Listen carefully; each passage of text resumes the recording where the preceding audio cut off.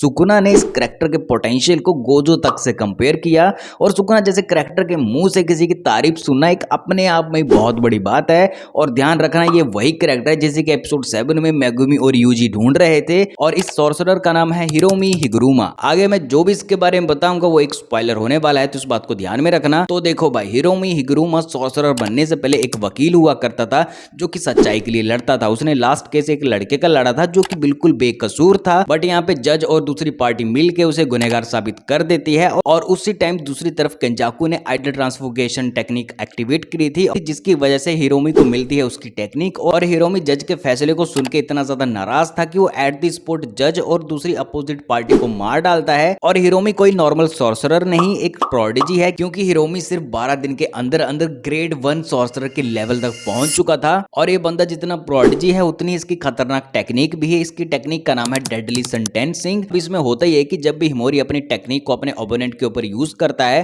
तो उसका ओपोनेंट भाई एक डोमेन में फंस जाता है जहां पे चलता है ट्रायल, जिसमें कि जज भी है, वकील भी है और दोषी भी है। और सबसे इंटरेस्टिंग बात तो ये है कि जैसे ही एनिमी भाई इस डोमेन में फंसता है तो उसकी कर्स टेक्निक एनर्जी सारी की सारी सील हो जाती है।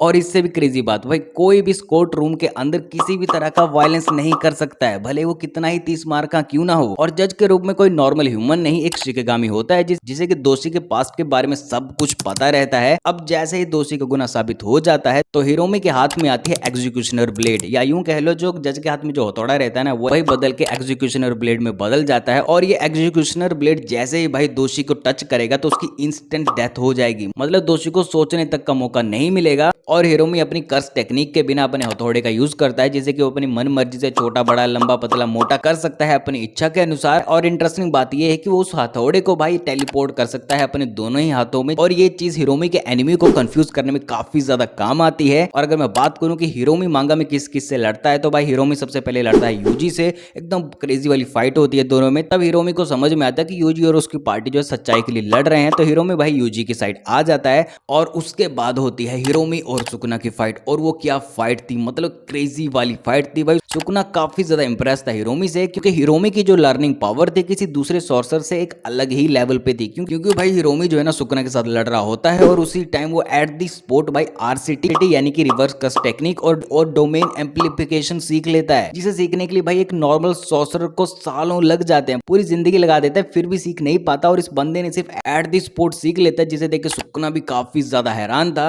और इसी वजह से भाई सुकुना ने हिरोमी के टैलेंट को, पोटेंशियल को गोजो तक से कंपेयर किया था। और भाई ये बंदा अगर थोड़ी देर और जिंदा रह जाता ना तो इसका एक अलग ही रूप देखने के लिए मिलता। और सबसे बड़ा क्वेश्चन ये है कि क्या सच में हिरोमी का टैलेंट गोजो से कंपेयर करने लायक है कि नहीं, मुझे कमेंट करके जरूर बताना।